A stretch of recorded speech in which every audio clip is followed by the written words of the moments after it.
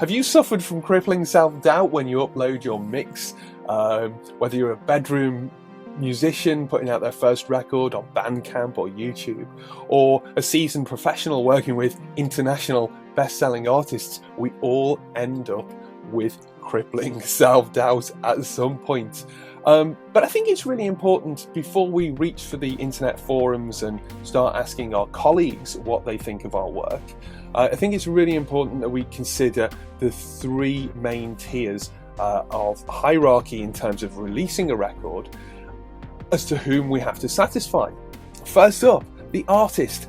Is the artist happy? When you're making mix decisions, don't think about whether, other mix engineers or other musicians and so on are going to be happy. Think about the actual artist involved. Do they want this?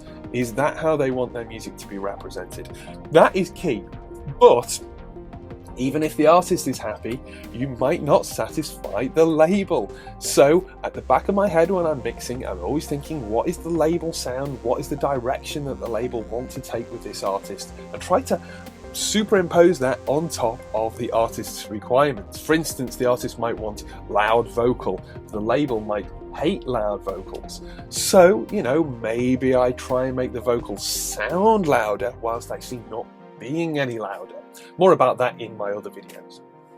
And finally, the most important group of people that you have to satisfy as a mix engineer or producer is the audience. It doesn't matter whether your reverb is on your overheads, or whether you use samples, or whether you've used auto-tune or anything like that. If the audience don't care, if the audience are unaware or don't mind you doing these things, they want the best record possible. So is the audience satisfied is the key thing that we need to all think about when we are doing mixes. Now, if you've got an audience of, say, musicians or devout audiophiles or whatever, then you might approach things slightly differently.